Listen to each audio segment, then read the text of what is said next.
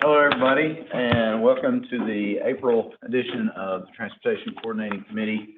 A little bit more of a laid-back session today, no action items, so it's more or less work session I think we've got here today. So, but before we get started, I think in light of recent events, what happened last week at Covenant School, let's have a moment of silence and remembrance and prayer for those people affected.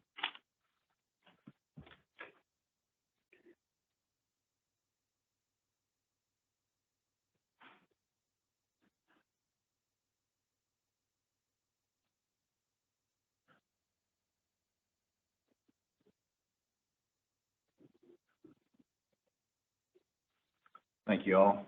I think, as Sean, you can probably elaborate more on, your thoughts on that, but I think this is something as a region, you see something like this, if you have for me, have a daughter the same age as some killed, it's really hits close to home for you. So, my daughters are also at a private school as well, so it felt deep in our house. So anyway, since we are a little bit more informal today, work session, I'll hand it off to Sean. All right, thank you very much. We've got a number of items to share with you today, and as this is a kind of more informal workshop, feel free to provide us some comments and feedback as we go, or stop for questions.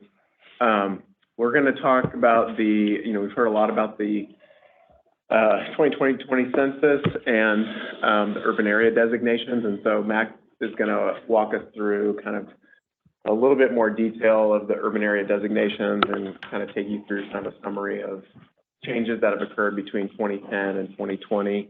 And then we'll shift over to talking about federal roadway functional classification. We kind of touched on this at our last meeting, based on the request from the city of Franklin for a more immediate need to change a functional classification on a roadway there. But with the decennial census, it's a better time to kind of take a comprehensive look at potential changes based on the growth and development that's occurred over the past decade.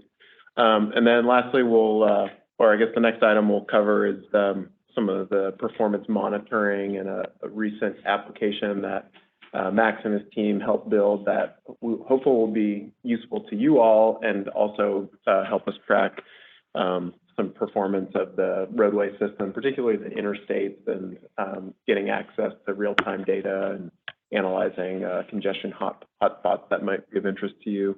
And then we'll kind of just open it up for some general announcements from state, federal partners.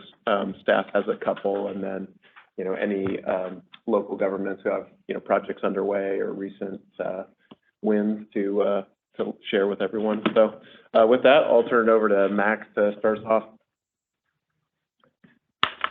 Excellent.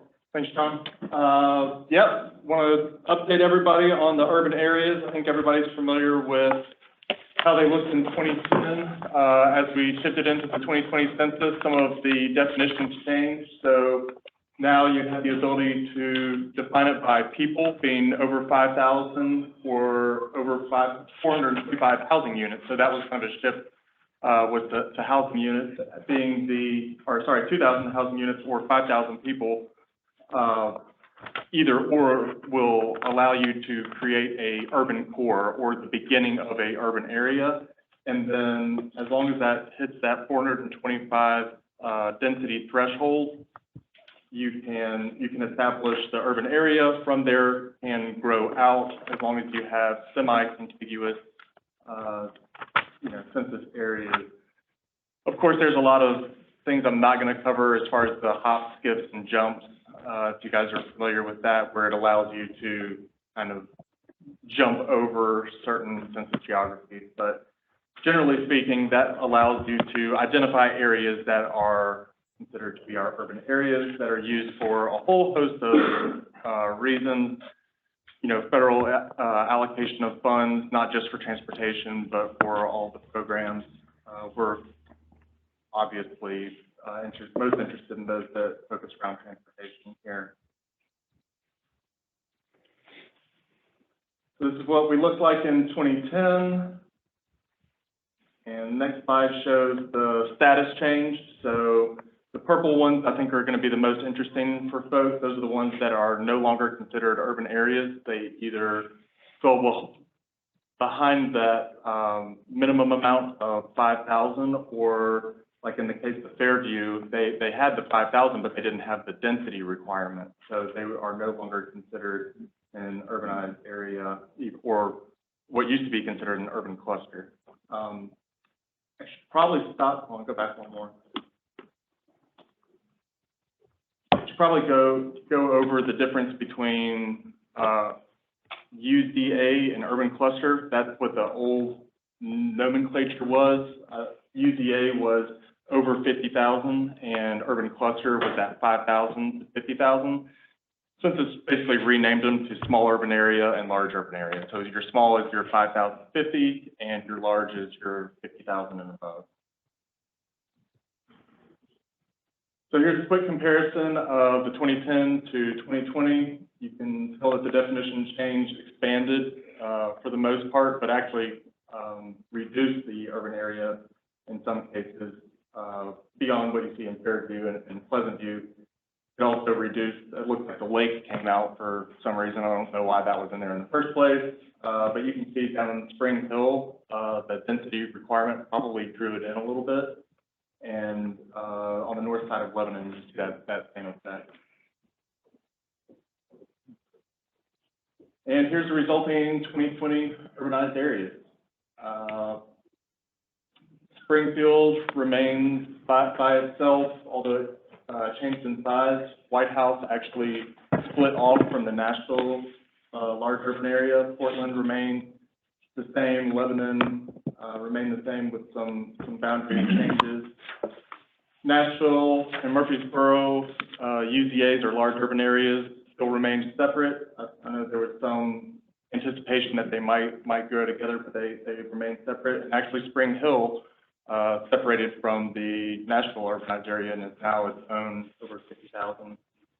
And Columbia and Mount Pleasant combined into one small urban area where they were previously separate. And the effect that it has on our federal aid urban boundaries. So not sure how many folks are familiar with the federal aid urban boundary, but this is something that is done a couple of years after the urban areas are released in cooperation with state DOT and Federal Highway, where the MPO attempts to round out some of those sharp edges to identify the federal aid urban boundary, which is used for functional classification, determining of what's an urban roadway and a rural roadway. And that has direct implications for what's federally eligible. And we'll get into that on our next. Went over this in detail, but wanted to include it in a slide in case y'all wanted to reference the designation implications. So where the changes occurred and what they specifically were. Funding implications. Mostly this affects the STBG suballocation. So the state's apportionment, once you remove the transportation side, the state has to suballocate these in a very specific way according to the share of population, unless it is agreed upon with the metropolitan planning organizations across the state or regional transportation agencies outside of those MPO areas. How it affects us is that we have a new large, or what we call a TMA, so that over 200,000. Now Clarksville is at the big boys table, so they'll be splitting the pie with the big four across the state. Spring Hill is a additional UZA across the state, or large urban area. Sorry, I keep calling it the old thing. It's hard to change that old habit. And White House is a new small urban area in addition to the other ones across the state.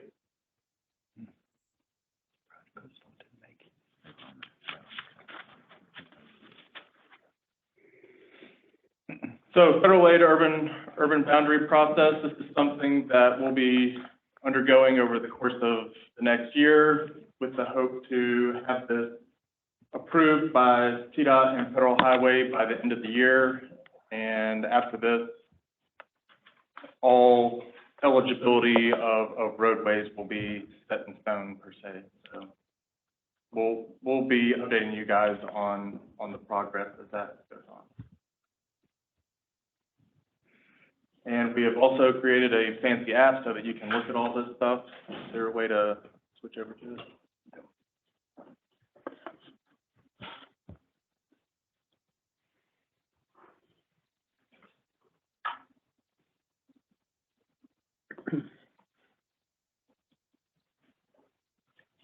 And this is how we'll be communicating with everybody here, what our intentions are with like a draft FAUB, or if there's any thing that you would like to see changed. This will be a real quick place to see that information. So you can look at the federal aid urban boundary.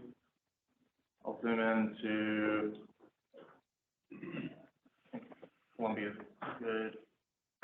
good area, Mount Pleasant. So this little section right here of the urban area that extends beyond our current federal aid urban boundary, that will need to be changed as a result of the smoothing process.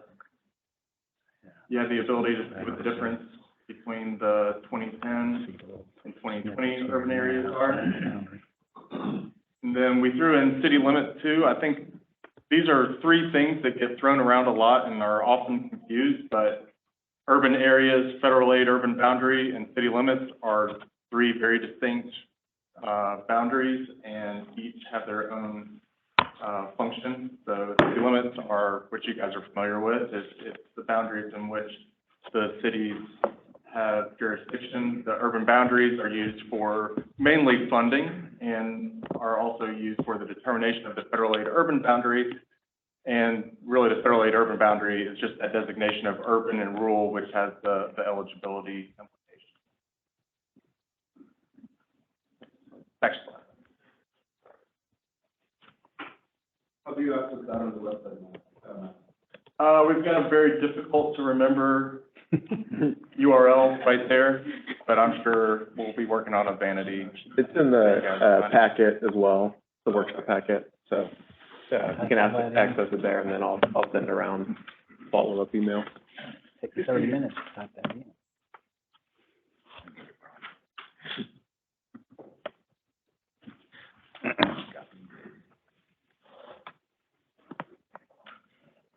Thanks, John. On Any questions on that before we move on?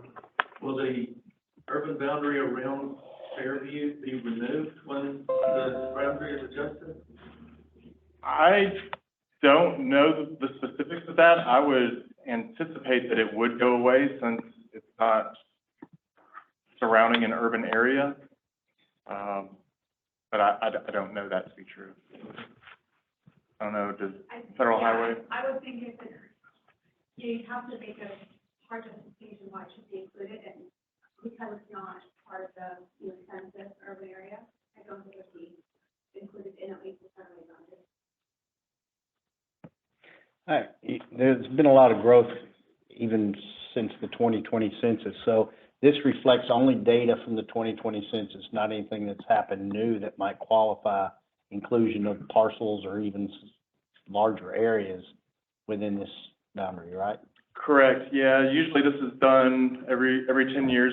Kind of hand in hand with the annual census, and then those are set in stone for the next 10 years or so. Okay, so there is urban development, new urban development that's not going to be included in these areas. Correct. The urban area designations won't change between decennial census. Okay.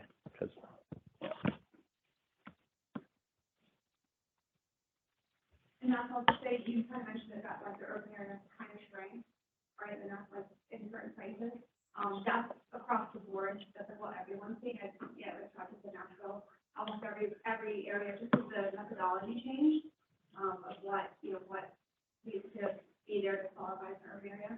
That's where my conversation with everyone said, our area shrank. That looks a little bit different. Used to expanding, but with that methodology, that's not a unique thing. And there are slight methodology changes for each decennial census. This one just happened to be extremely drastic compared to ones in the past, specifically that density threshold for households, I think, had the largest impact.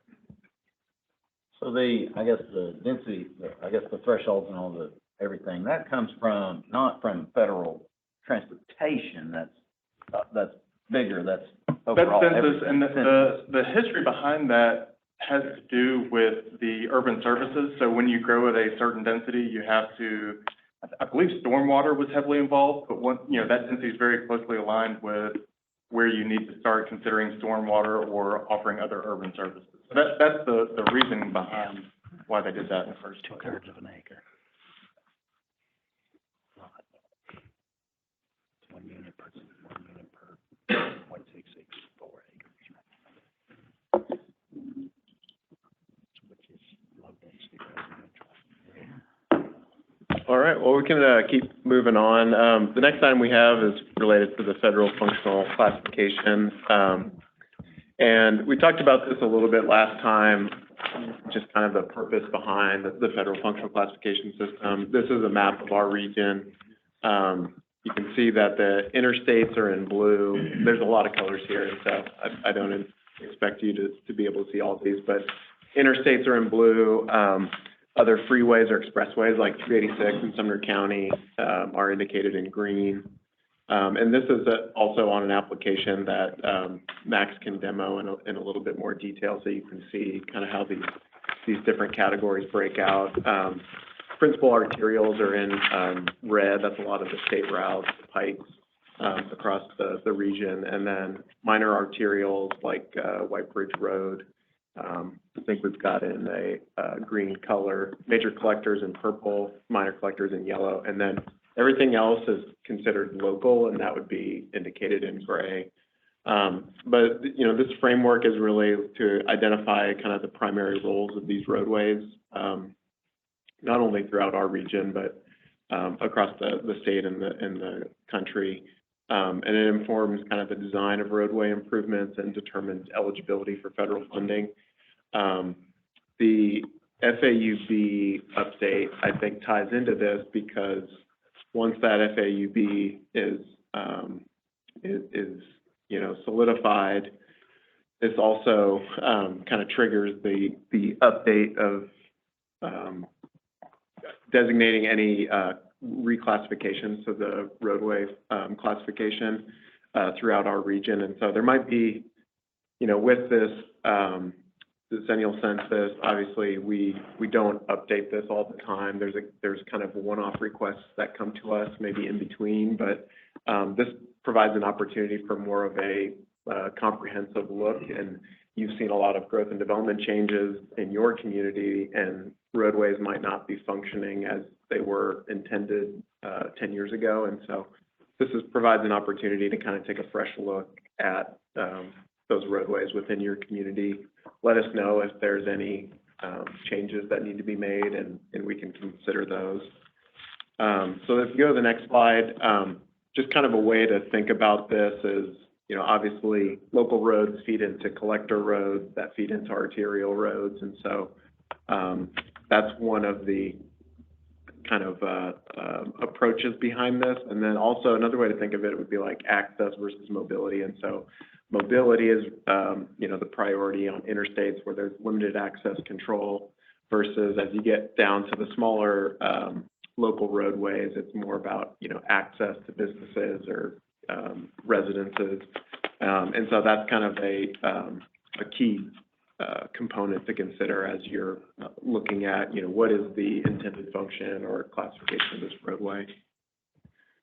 Next slide, mentioned some of these examples within the region, but we've got, 7 different categories, and then obviously locals up there, which captures the majority of the roadway network within our region.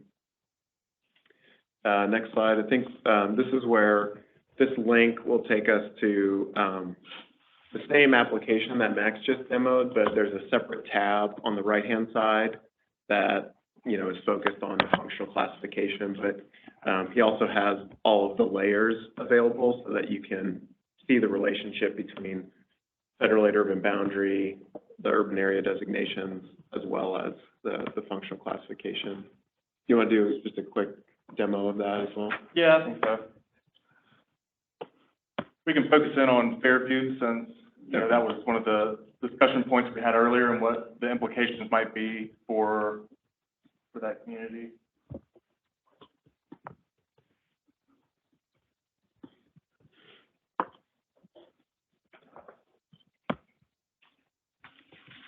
So, let's see here, federal aid urban boundary. So this is the functional classification of the Fairview area. You look at the current eligibility, so every road that you see here in red is currently considered Fed aid eligible. And with the new urban areas not being in the Fairview area, if this were to go away, every minor collector would now be determined as not federal aid eligible. So everything that's a major collector and above is Fed aid eligible. Everything that is minor collector, as long as it's in an urban area, is. If it's in a rural area, it's not. I know that's really confusing, but basically, if there's a yellow that is outside of the federal aid urban boundary, it would not be federal aid eligible. So this little section of, what is it, Harding Road? Old Harding would not be considered Fed aid eligible under the new determination.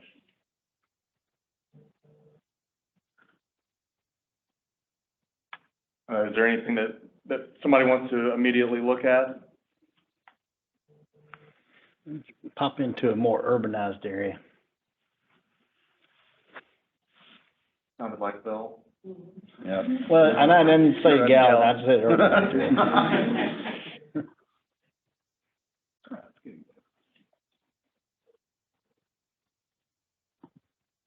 So you can see this section right here may change, which would potentially increase the amount of Upper Station Camp. Yeah. That may potentially affect a portion of that.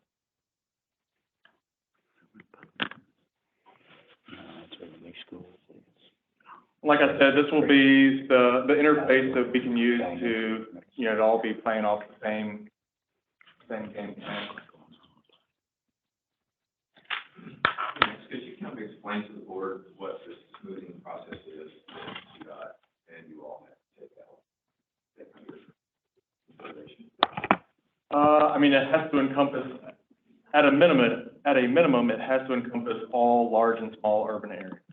Would you kind of explain to the board what that process is? Because I'm sure a lot of people here don't know what smoothing means. I'm not sure I'm following what you're The process that we have to undertake. That's a line. Yeah, like what it actually is accomplishing. So, I mean, like, let's look at this way, right? I mean, if you had a roadway that jumps from, if you only use the urbanized area that, you know, designated by the census, you can have a roadway that goes from urban, rural, urban, Oh, right? yeah, I see what you're saying. And like not be eligible for funding because it's a minor cluster, and then here the minor cluster is eligible for funding. So you want it to be logical of like, you know, this roadway goes from an urbanized area, crosses over a Sorry, rural you, area, right? no, asking for the intent, I thought you were talking about the actual process itself, that's what I was like, I don't know yet, we haven't determined that yet. Well, we will. But we will. Yeah, I mean, exactly what you're saying, it's smoothing out the jagged parts, making sure that you can follow natural breaks, whether it be a ridge line or a roadway or a waterway, instead of how the census defines urban areas. Another opportunity is to include or expand that urban area to include areas, so like you were talking about, that you expect to urbanize. So I think we have the ability to increase the size of the federal aid urban boundary to what you would expect to urbanize in the next 25 years. So basically what will happen, just kind of reiterate what Max said, so these are all jagged edges, it looks funky. So what the MPO will do with TDOT, and TDOT will submit the request for our highway, we will smooth it out. We'll make it look a lot more realistic, where it's not just cut off at a random roadway in the middle of nowhere. We'll smooth the boundary out. And then you get federal highway approval on that.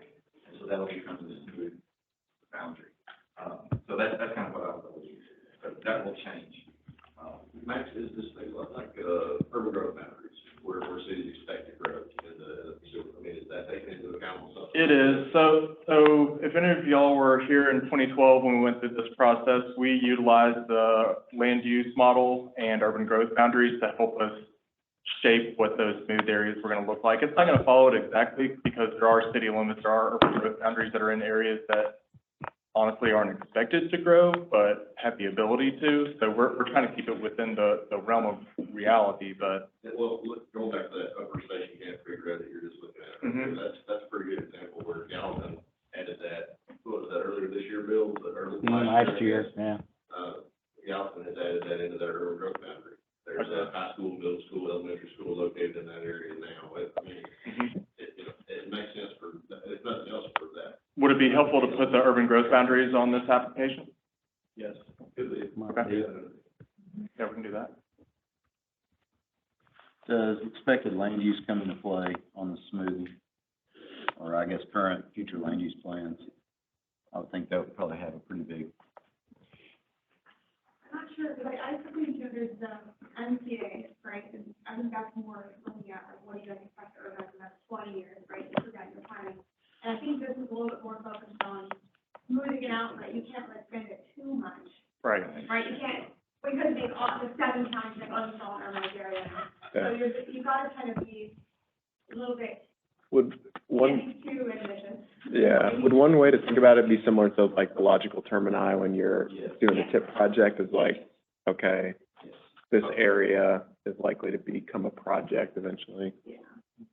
Now, will the local governments be able to participate in this process of identifying the smoothed boundary? Or even, I don't know that we would challenge the urbanized area, but certainly the smoothed boundary. Whenever TDOT does this, as we will do in the non-urbanized areas, we have to have a letter from the mayor, whether it's county or city mayor, approving what we're doing.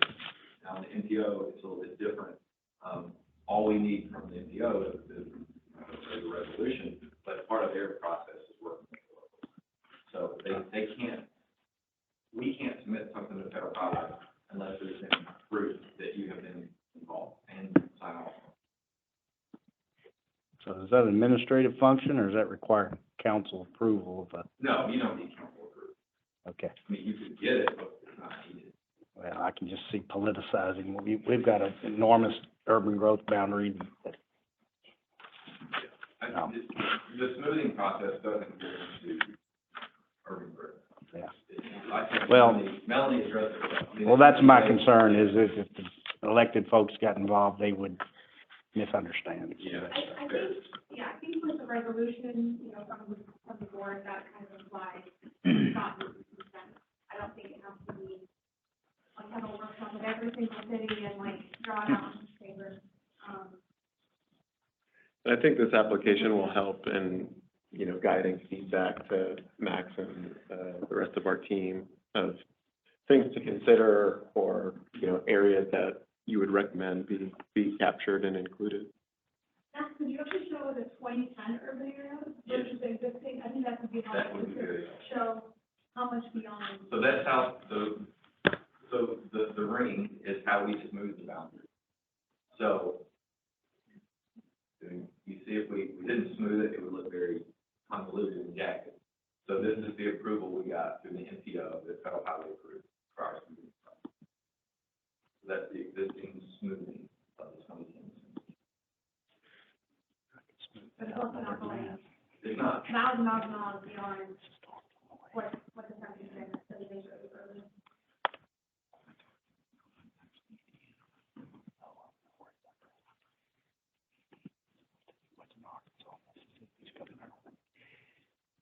And this process is similar to what Max had described for the Federal Aid Urban Boundary Update, where we are going to draft something that's going to be, worked with and fleshed out with comments and engagement from you all. Then we present it, get it endorsed by TCC, adopted by Transportation Policy Board, and then submitted to TDOT and FHWA for their review and approval. And I think I mentioned this before, it's been a while. Each of the local governments have an adopted comp plan, or they have a guide of some sort that identifies the functional classifications consistent with their comp plan, but maybe not matching the federal designation. So we have a lot more roads that are designated collector that are not shown on this, and I'm sure most people do. How would we work through that process to more accurately, as we've seen rapid development, reclassify those roadways in a more reasonable way based on the growth that we've had? Yeah, we can pull up that slide that gets at some of the information that we need for any requested changes. So I guess the things to think about, and you just mentioned, is like there's some facilities or routes that probably have new demands based on, developments that have gone in. And then there's, maybe new facilities, maybe like Albert Gallatin, that may have reduced demand on some other roadways. And so it's kind of those considerations, I think, are all part of the requested changes, and like changing and how they're operating and functioning.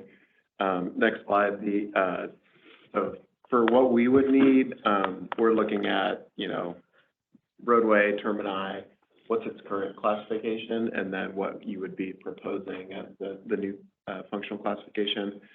And then looking for information regarding like the existing speed limit and existing average annual daily traffic, and then, just any other justification that you have for that change. And that could be, a lot of the local knowledge that you have of, developments that have gone in, or how the roadway has kind of changed over time. Okay. And we can get a form that we'll submit. We might do this I don't think we had like a PDF last time, but we can see if it makes this as easy on you all as possible. Bill, I would say to your comment about local designation versus what we're talking about here, this is the federal functional classification. So it's uses for, understanding the way that roadways operate at a federal level for, funding purposes. Locally, that may look very different, and you probably have roadways locally that operate as collectors, but when you talk about, the state or the nation, they're just not going to satisfy that same level of importance. So, well, with our limited pot of money, it seems to be shrinking every day with inflation. You don't want to allocate too many roadways to qualification for federal funding, so. But I do think that the alignment of local plans and this system does make sense. So whether it's a nesting or a way to align those, that's a good opportunity whenever you're updating those plans. Do you have hardline data on, I'm assuming there is definitions that include specifics, volumes, width, things like that for the federal roads?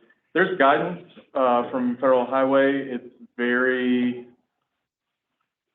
it has a lot of leeway, a lot of interpretation, but back to, I think, one of the earlier slides, it really is that mobility versus land access and how far you're wanting to travel, and a little bit of how many people are on it, but it's actually less to do with the volume and more to do with the type of trips that people are taking when they're using a certain roadway. Are they, going across the county? Are they going across the state? Are they trying to go really fast? Are there a lot of curb cuts? Those are more the ways that, or the things that you look at when classifying it. And I will just add, as Max said, it's very much open to interpretation. We had one a few years ago that we worked to get classified within the city of Oak Hill in Madison County, with Otter Creek Road. And Otter Creek Road is essentially a dead-end road that goes into Red Lake State Natural Area. And we had to kind of make some justifications how that road should be functionally classified due to its purpose. I will say, though, we do get communities who submit requests to add roads to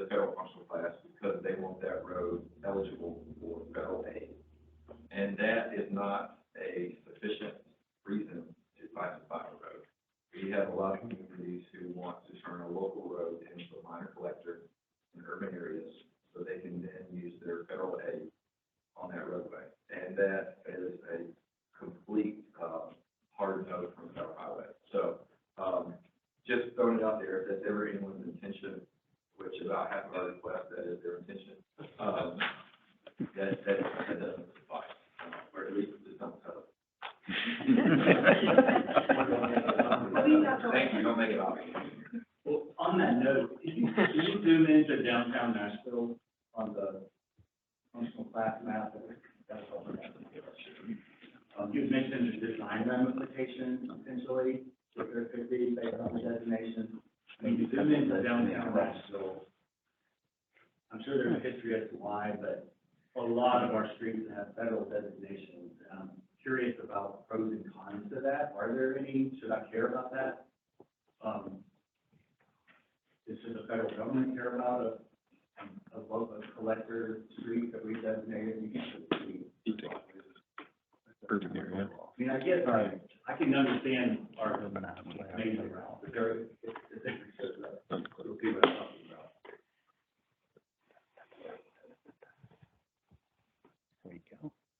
I mean, think of your downtowns and throughout the region. Are they this populated with federal designations? I'm just curious from the NGO perspective, is that, I mean, I get the funding side, maybe we could ask for federal funding for Vision Zero or something like that, but would those sorts of things be limited, and is this hurting us in any way, either in terms of our design flexibility?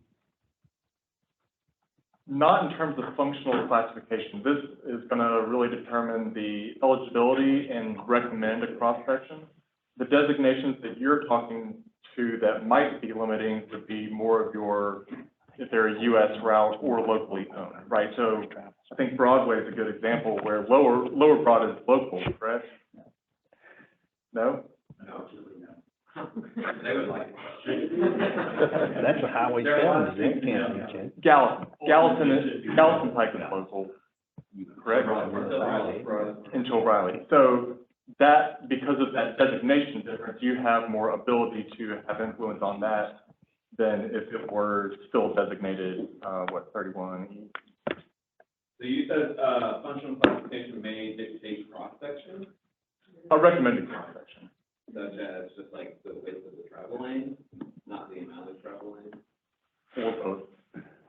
It comes to Second Avenue and Fourth Avenue and these places in the heart of downtown that I'm just curious, that if we wanted to make that lower the capacity on that street, for example, I'm just throwing that out there some way or another, does that matter? I don't believe so. It would make it eligible for a federal project. How would GNRC, so if this is a major collector versus a major arterial, is there differences in GNRC on how they prioritize project selection? How does it impact GNRC in designating federal funds? As far as prioritization goes, usually you are ranked within a category of similar functional class types. So when it comes to do you carry a lot of volume? Is there a lot of congestion? Or is there a lot of truck traffic? We compare that across whatever functional classification you are. So if you are above average or below average volumes for minor arterials. Does that help? Yeah, it does, but I'm curious if we drop in principal arterial to a major collector and now it's oversaturated in capacity, does that mean it brings high priority in your guys? How are you guys balancing volume and demand and driveway cuts? You know, between different roadways, between different cities? We do not. Okay. It would be through the project prioritization process. Our principal arterial that holds 30,000 and has, high driveway density compared to another city that's principal arterial. We're competing against those characteristics, just based on we perceive it should be a principal arterial. Right, like it would show that you have higher congestion than city ABC.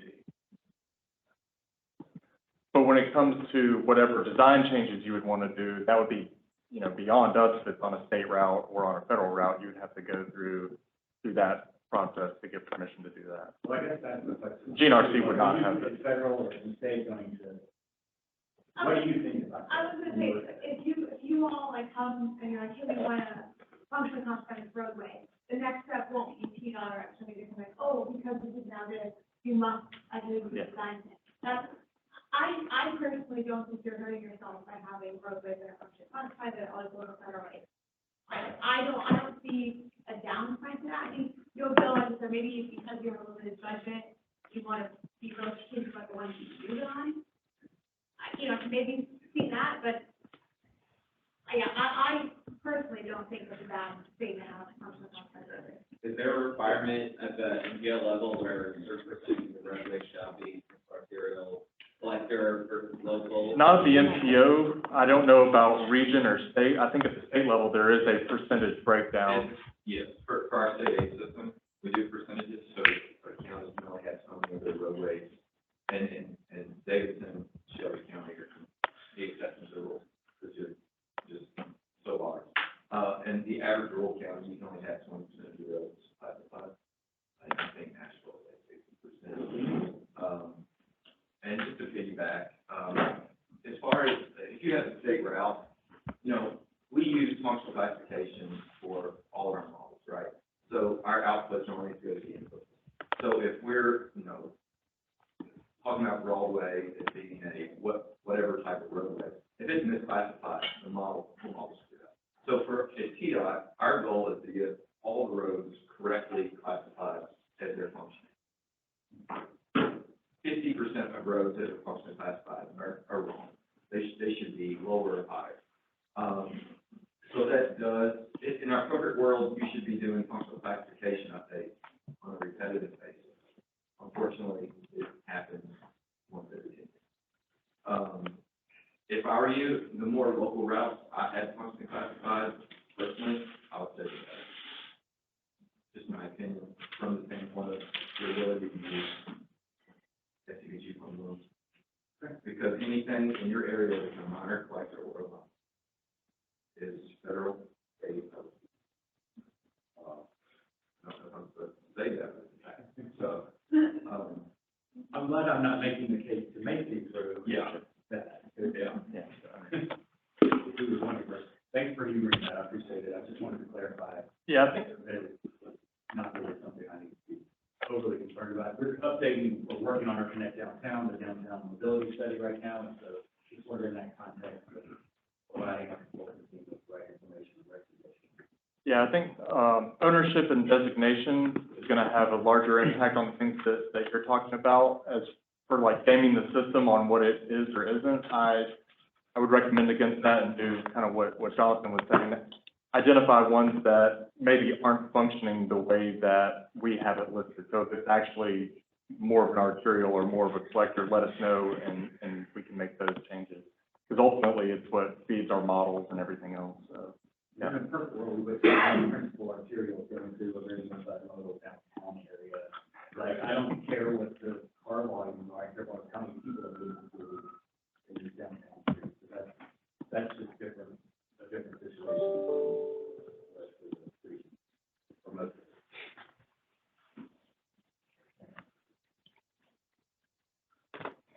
I still think we should work to get probably rerouted, but we'll move.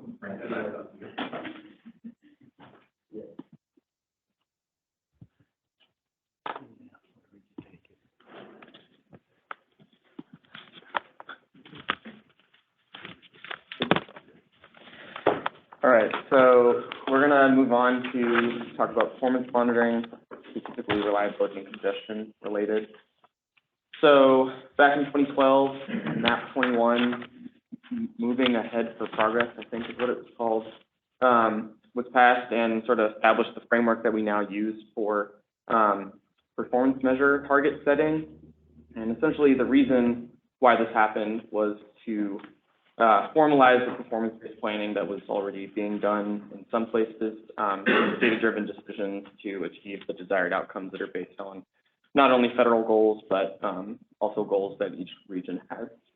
And so MAP 21 required reliability performance measures to track progress towards those national goals of congestion reduction and system reliability. Every state DOT and MPOs have to demonstrate how their investments make progress towards improving reliability by setting targets and tracking the progress towards those targets.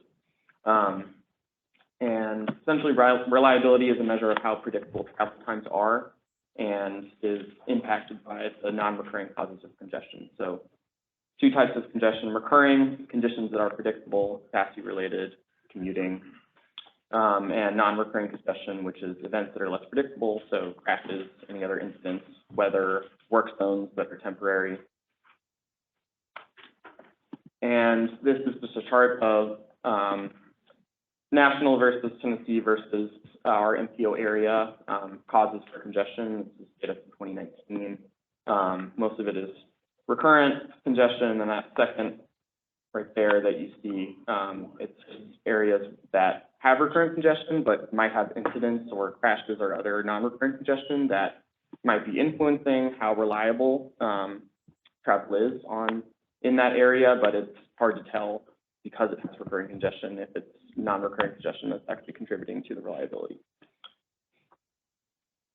And then for the actual target setting that we need to accomplish as an NPO, these are system performance measures that state DOTs and NPOs are required to carry out the National Highway Performance Program, and track the progress towards these targets through the TIP for percent of person miles traveled on an interstate national highway system that are reliable, percent of the person miles traveled on the non-interstate that are reliable, and freight truck travel time reliability index.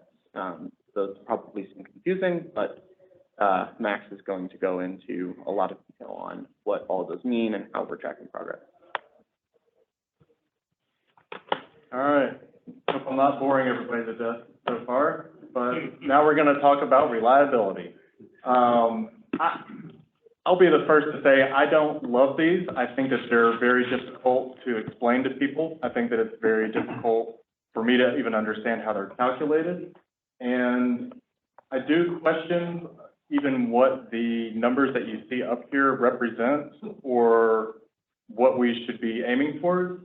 But all that said, I do think that it is good that the federal government has required that we look at these. I think that it forces us to try and understand it and to understand why the numbers are what they are, which then leads to, oh, okay, this is happening here or that's happening there. Maybe we should make improvements, or it's an indicator. So I like to think of this as like a general checkup, right? This is just going to the doctor and the doctor's saying, you might want to look at whatever.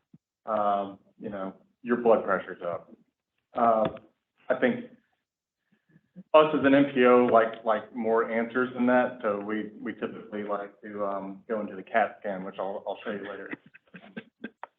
All that said, as Daniel was mentioning, we've got percent of person miles traveled on the interstate that are reliable. The baseline was created from the previous 4 years of data, which I believe is 19, 20, 21, and 22. Obviously, 20 and 21 are going to skew that, so those baseline numbers are higher than they should be, and by higher, that means that they're showing better conditions. So 92% of the mileage in the state was considered reliable. The 2-year target and 4-year target that were set by TDOT are 88.2. I think generally that's in line with what they were seeing if you threw those 2 years out. Similar for the percent of mileage that is non-interstate, but still on the NHS system. And then finally, freight truck. So that's looking only at the truck travel times and only on the interstate. 2 things here. One about the percent. The percent at the state level gets very skewed. So the more rural interstates or more rural NHS non-interstates that you have, that number is going to skyrocket. So Tennessee may be doing very well, but the urban areas are not doing very well. You can't really compare state to state because of the different amounts. So like, you know, somewhere up in the Northeast is going to have less mileage and much more urban miles compared to like California or Texas, where you're going to have a whole lot of rural areas that are doing great that are going to throw that percentage way off. The freight is just a number, right? It's just an index saying that it's going to take 0.32, so that's like 30% buffer time for when you expect to arrive somewhere. And that is considering the amount of volume on any given area. So it's a little bit more of a relatable number for urban and rural areas. I haven't looked at this stuff, reliability stuff, in a long time. What does reliability mean again? I mean, It's this right here. Yeah, how can you relate that to average 2 travel hours to get to time? Nashville from Rutherford County? Yeah. So, you know, pay attention to all of this. There will be a quiz afterwards, and I think you signed up for the first question. This is really complex. I don't like it for this reason. It's hard to explain. So 80th percentile, 50th percentile, for those of you that don't know that, it's basically saying like most people and the worst people. So it's putting where most people are traveling, the speed in which most people are traveling, and comparing it to when conditions are pretty bad. And whatever that is, it's saying, okay, that's what your buffer time should be. If that buffer time goes over 1.5, so that's 50%. So if you're saying it's going to take me 10 minutes to get here and it takes you more than 15, that segment gets turned into non-reliable. You are no longer reliable. Add up the percentage, weight it by ADT, and then I think there's even an occupancy factor that's included in it. So it's something that we can't even recalculate. But anyway. All that to say, it gives you a number which is percent of the total network that we're looking at that is below that 1.5 or 50% of your expected arrival time. Does that make sense to everybody? Moving on. When you look at state of Tennessee for interstate, this is what it looks like. So you can see what I'm talking about, where your rural areas are very reliable, no surprise there, and your urban areas tend to be unreliable. This is a comparison between the state of Tennessee's each individual year and that target performance, and just the national NPO isolated. So where the state seems to be doing very well, the national NPO is not doing very well, except for the years of 2020 and portions of 2021. We were doing a very good job of being reliable or predictive. Similar story with the non-interstate NHS. State seems to be doing very well. Our particular region, and most of the urban regions across America, didn't do very well except for 2020. Freight, very similar thing, except for they use 95%. I don't know why they switched from 80 to 90, probably because there's less trucks out there. But similar calculation, and the state uses the threshold of 1.35. There's not one that's established as being reliable at the federal level. So just showed the ones in red here that exceed whatever the state target was. And obviously it's in urban areas.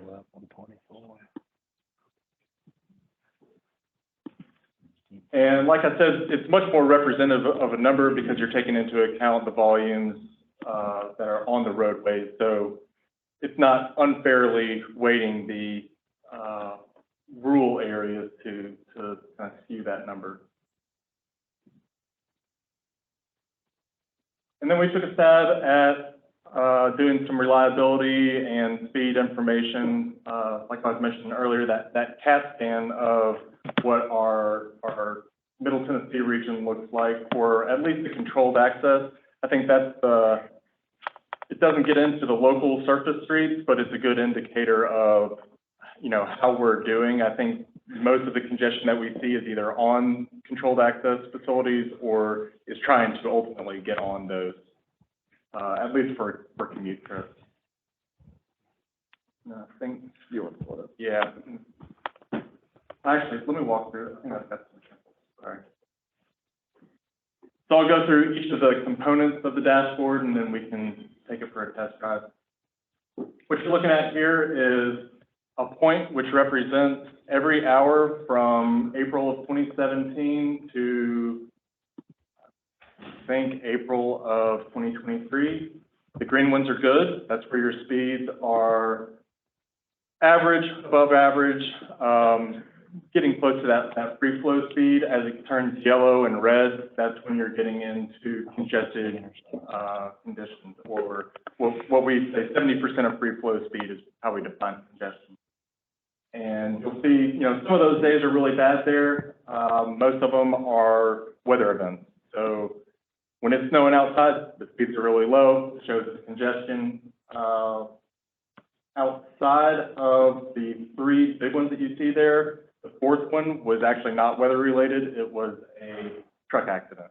So Is that a particular stretch of interstate? that is for the entire region. It's average speeds for the entire region. And you can see how in 2020, we were doing really good and then kind of have slowly responded back to that pre-pandemic. But on the interstate system for the entire. Controlled access. Yeah, system. yeah. Correct. It's, I guess you probably get the numbers on it. It looks like our average speed is still up versus what it was in 2018. Correct. Just like our death rate. So we have worse bad days, but overall, people are driving a lot faster. I think that's a hangover effect from the pandemic. People got used to driving fast and they've continued driving fast. Well, yeah, and so a lot of that has to do with something that we'll get into a little bit later. But looking at dimensions of congestion, this is how we framed it in our CMP congestion management process by defining congestion in ways that people can kind of wrap their heads around: intensity, duration, extent, and reliability. So intensity is how bad is it? How long are you sitting there? Duration, how severe it is. Duration is how long it lasts. How long are those peak hours? Are the peak hours changing? Is there additional peak hours? Extent is how many people are affected or how many miles are affected. And reliability is what we just spent probably too long talking about, but the variability in speed. So the severity, this is just like a speed distribution. So how many people are driving at what speed? As you can see over the years, most people on controlled access facilities are traveling between 50 and 80. When you click on, a specific year, you see that shift is higher. I think, Andy, like you were saying, the peak for 23 tends to be further to the right than it was in previous years. There's more people are driving 5 miles an hour faster than they used to. Hour of day, this is kind of what Carson was alluding to, where our peak hours are shifting a little bit due to telework and a more flexible work environment. People are leaving earlier or later than they used to try and avoid that, which is allowing people to drive faster because it's not as intense of congestion. Looking at the map, so this is the extent, how far out does it go? We do have the ability to look at ADT, but that's just an annualized number, not consistent with the hourly granularity of the rest of the information. And reliability, we calculated a little bit different than what the federal PMs show. So this is looking at standard deviation from an average. So it's actually taking into account the good for when you arrive 10 minutes early, have to make small talk with people, how inconvenient that can be. But it's also looking at those bad days. So we are becoming more reliable per this graph. Over time, as you go down, that means that buffer is getting less and less to around 0.4, so 40%, give or take, of whatever trip time you're expecting. So how can you use this? You can look at the difference between 2017 and today by hour of day or day of week. I think pretty expected results here. We're able to go faster than we were in 2017. Our peak hours are somewhat similar, but have changed a little bit. But when you isolate just the inner loop, we're getting kind of back to where we were. And I don't say that in a complimentary way. I think everybody that drives in the downtown area realizes that traffic is bad. And in some cases, like you'll see over on the AM peak, that 23 number is actually below 2017. So it's worse in the morning than it was previously.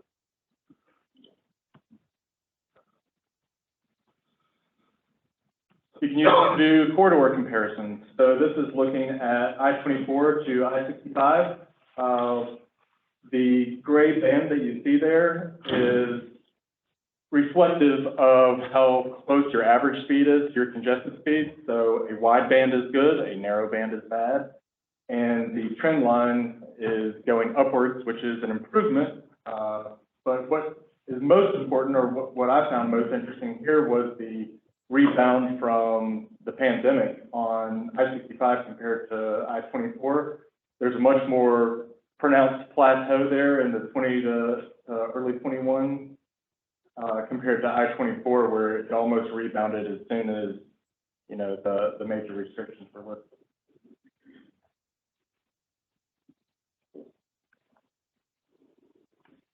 Can also be used for corridor hotspots, so you can select whatever segments you're wanting to find, filter it by day or time of day, and understand what that speed distribution looks like. So, you know, there are some people moving fast, there are some people moving slow. Take a look at specifically what's going on.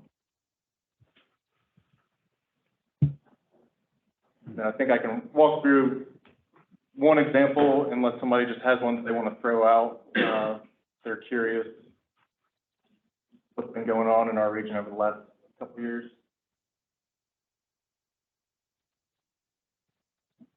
Why don't you give the first example and then? Sure.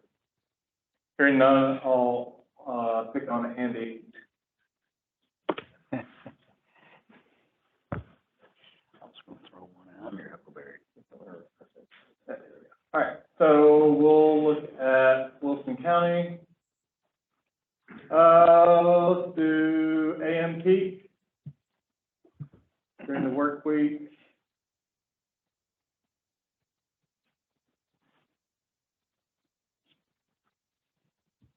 And we'll do inbound.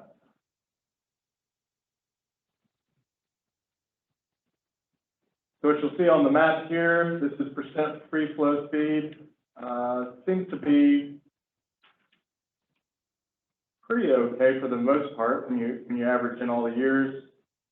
Reliability seems to be fairly good. Speed seems fairly good. When you look at the history, obviously there were some bad days in there. Max, does this take into account, you have the ability to look at it seasonally as well? We can if you want. Yeah. I mean, I don't know if anybody else sees this, but I know, especially in any commercialized corridor, when you get somehow, it's like October through December is the worst traffic time of the year that we have, the worst congestion, the biggest management issues that I have, particularly trying to keep traffic off from queuing onto the interstate. That's number one, on Mount Juliet Road. And by balancing that out, I've got ginormous queues on Mount Juliet Road. So, I mean, mile-long queues to manage it correctly. So, the rest of the year, I don't have as much of a struggle on that. So we can go here and pick on a day, say November 15th. Sounds great. That day looks like we had some congestion right here. Lebanon area, I believe this was a overturned tractor trailer. Great. That's you, Paul.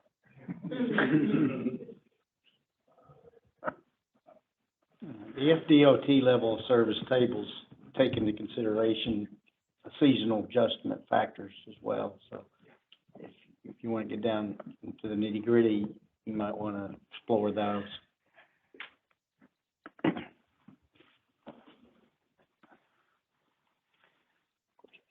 All the snowbirds showing up.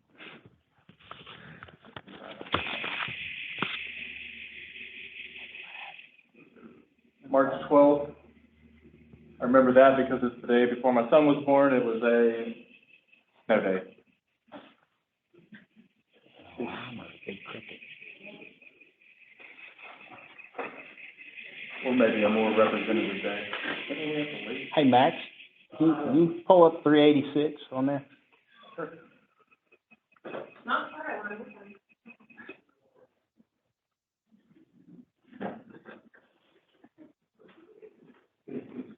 Curious about, inbound, outbound. Oh, I don't know, peak hour AM probably. I don't know what day it is. Or what. Seems like most of the graphs of that graph jump like between 2018 and 19, what's that? I think that's 2020. Oh, no. For 386, yeah. Is there construction going on? I don't remember. Could have been some resurfacing or something, but not the whole year.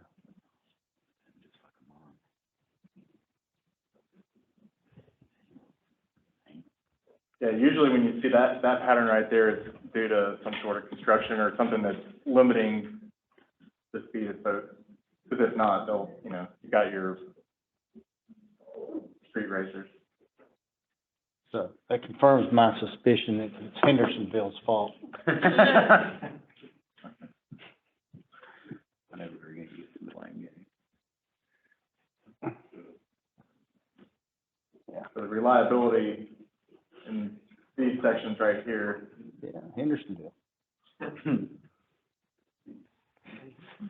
Oh, it gets worse as it goes towards Gallup. Well, no, you're still in Hendersonville. You gotta go around the big curve before you get towards that. So anyway, hopefully, y'all will enjoy this. If you have any suggestions, let us know. Really fun to play around with, especially when you map out your trip home and confirm your suspicion. You know, Hey, Doc, this Hendricks it there, goes over the Correct. 31. how, if you, or Like the park. how are you gonna use, once we have the street lights, rectify, how is that gonna supplement these? Yes, it will. So that'll help us a lot with the volume information. Because right now, we're limited only to speeds. I think a good example of that is, Road hitting westbound. 440. So speeds on 440 are starting to change or starting to get back to normal. We don't know if that's a result of the construction or if that's a result of a different amount of volume, right? Because they have an extra lane, so there's more throughput possible, but we don't know if it's the same amount of people going across or not at this point. So, we're gonna give you more information, how we're gonna, purpose. Yeah, origins, destinations, trip purpose, mode, so transit, I think you'll be interested in, as well as bicycle and pedestrian. Yep. We're good to go back. Anybody want to see anything else? Max, did you show that you can select like multiple? Oh, yeah, you can, on these filters right here, if you hit shift and click multiple, you can select, like, if you wanted to do inbound and inner loop or inbound and circumferential. That way you can, use the filters in multiple ways, or you can select straight in here. So say you only want to look at the bad days. You can highlight just those and it'll filter everything just by the days that are selected. That's probably when they installed that ripped apart after the first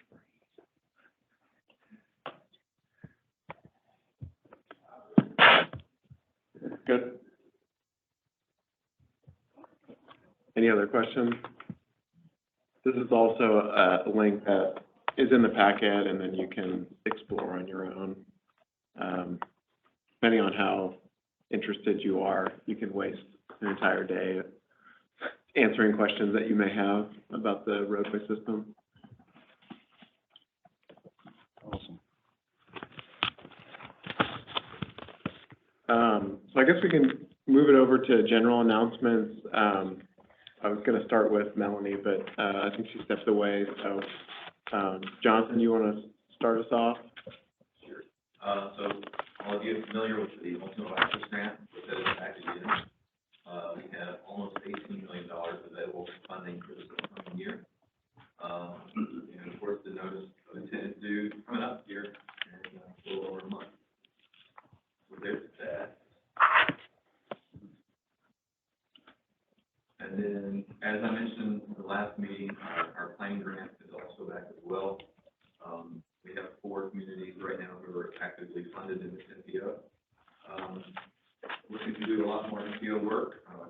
Originally, this grant was only available for the non-NPO areas, and 2 years ago, we expanded that to NPO area, and we'd love to see a lot of participation in this NPO. This is the only NPO in the state that has submitted multiple grants, well, with the exception of this past cycle. But we're the only one who's submitted more than 2, so that's good stuff. Some NPOs are not submitting anything. So I encourage you all to participate if you are interested in planning service. So which cities that, Thompson Station, 3 Williamson County, Thompson Station, Nolensville, Franklin Transit, and then Westmoreland. What is the deadline for the application? Don't know. We're probably gonna make some adjustments, but there might not even be a hard deadline. It might be turn in as you can, we'll approve them as they come. That's probably how it's going to work.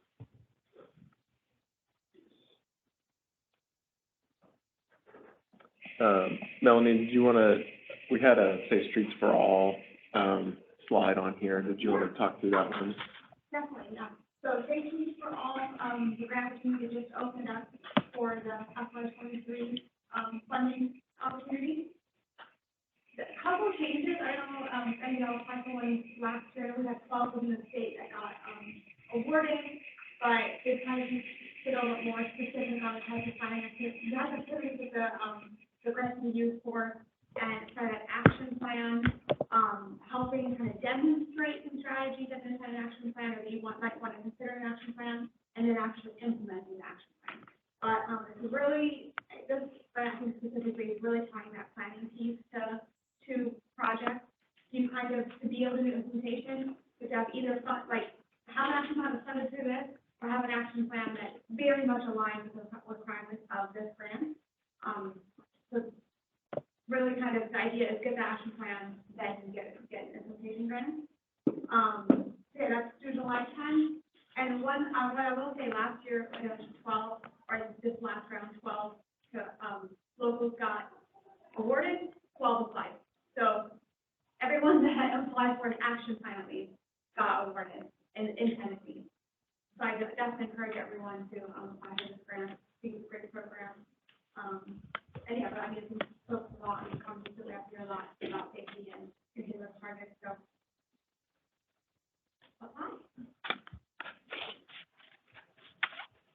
Are there any other, federal discretionary grants that you wanted to mention? Yeah, there's 2 others. Since every month I'm going to talk about NOFOs and release.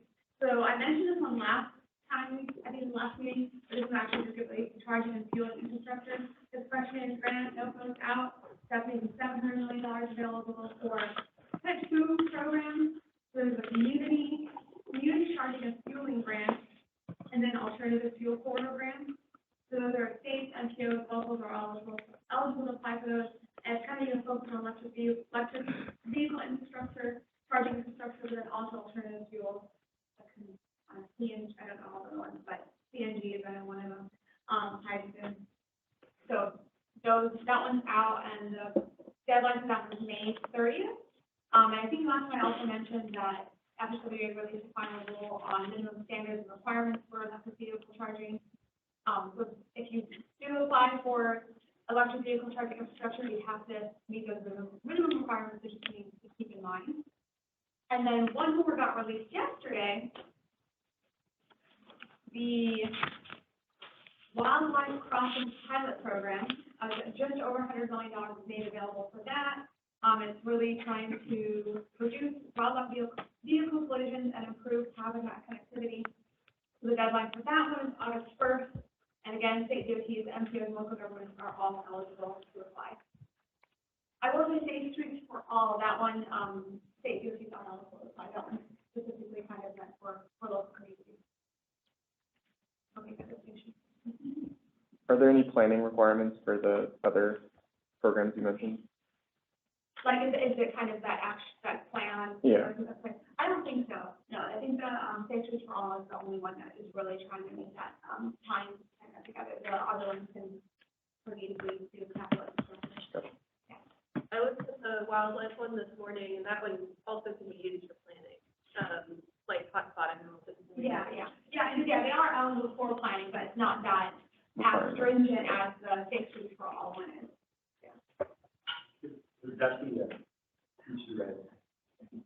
would that be, like a system-wide approach, or is that the hotspot planning locally in the snack area?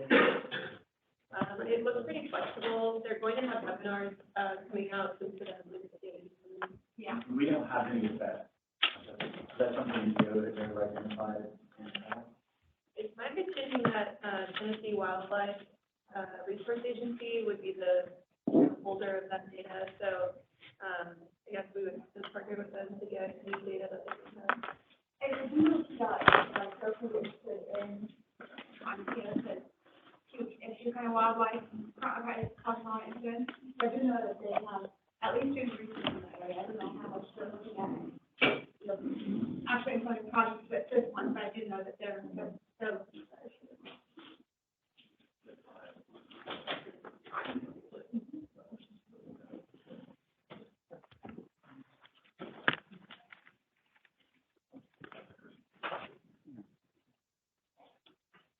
Is that it? I think that's it, yeah, I'm done. All right, I'll turn it over to Carson to talk about this other opportunity through EPA. Or grants, so the Carbon Pollution Reduction Grant Program, or CPRG, is meant to develop and implement plans for reducing greenhouse gas emissions, and other harmful air pollution. Obviously, that's closely tied to transportation, but it's meant to address all emission sources, so buildings, energy, industry, et cetera. The state is provided separate funding to develop a concurrent plan, so they get a separate allocation. I believe TDEC is the lead agency, but TDOT, I'm sure, would be involved.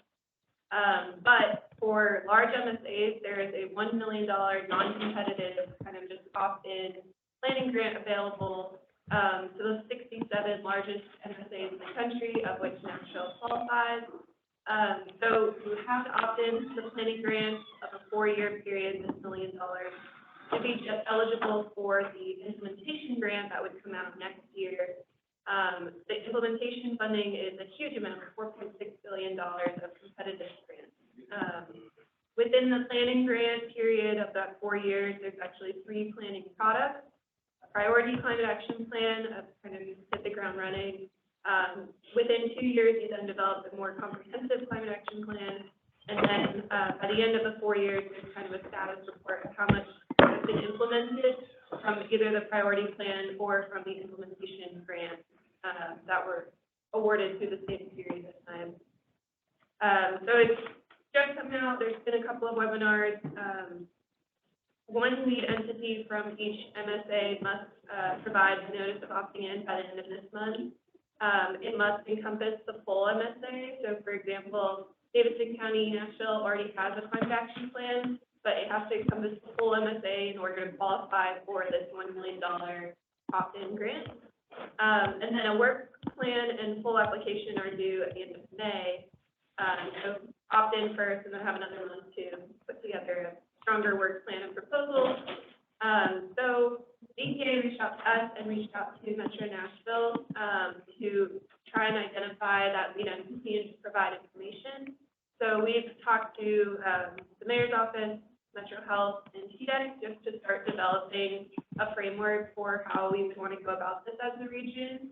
And we wanted to just bring it to you all today. We're going to be reaching out to your leadership soon just to present the idea, but I welcome any of you if you're interested to tell us now, as we start developing the framework before we opt in. Or if you're heavily against it and don't want to opt in, but it's a $3 million.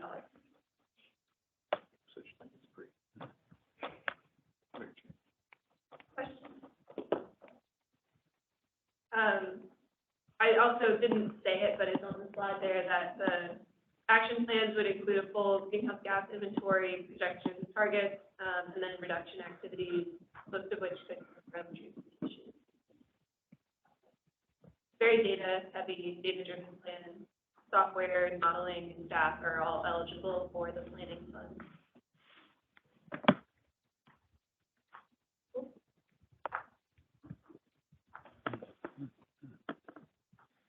And then just a kind of a preview of some of the upcoming meetings for the GNRC Regional Council, as well as our Transportation Policy Board.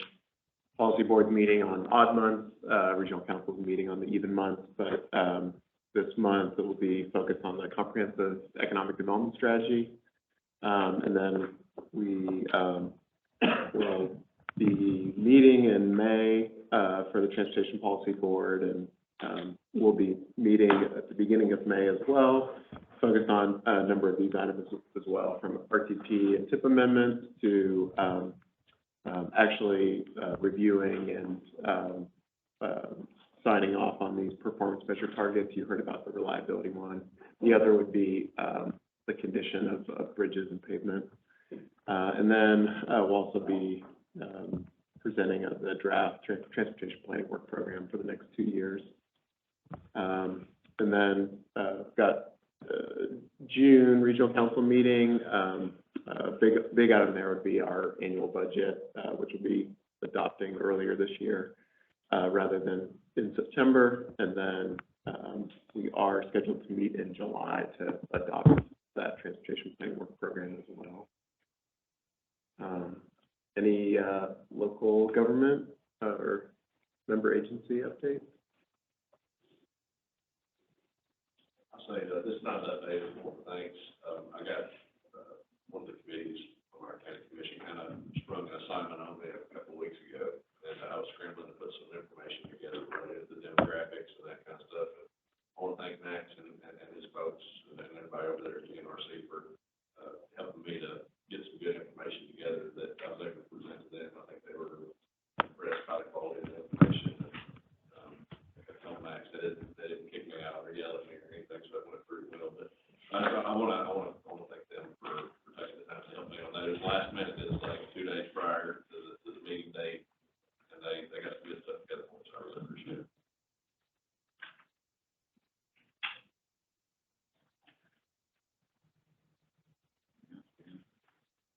I guess we can, Ashley Glasscock is not here, but she had a healthy baby boy, and so Max, I think, was doing a lot of that mapping work single-handedly. She's been working. Can't make her stop. But I think that says a lot about the service that you guys provide. I mean, I think, that just illustrates it that, I had a need, I made an ask, and you guys ought to, so that's really appreciated. That's huge. So that committee, you gathered this information, was not disputing the data that was presented to them? No, not making out look too bad, so it was.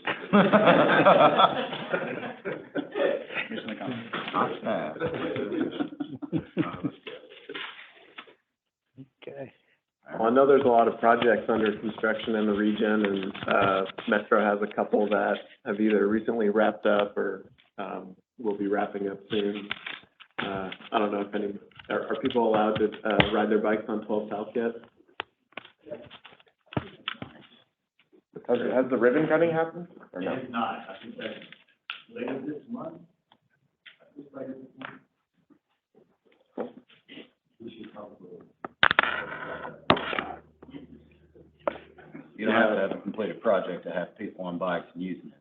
So I speak from the students on that. I have heard people tell me no one likes the next school multiple times over the last couple of weeks. If you see people riding on there, you take pictures. No one coming toward an app. No one rides bikes in downtown.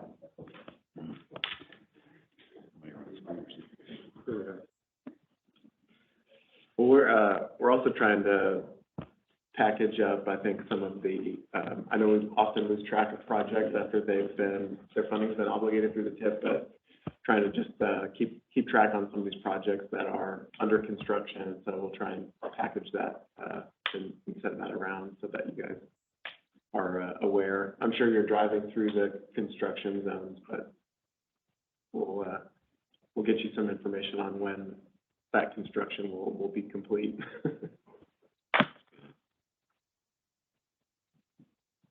Anything else? Yeah. All right. We're adjourned. Yeah. Thank you.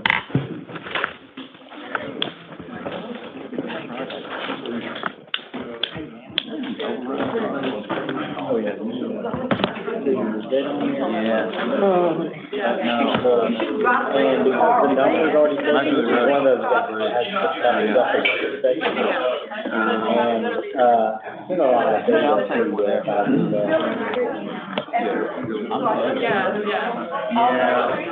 I'm trying to see. I don't drive anything.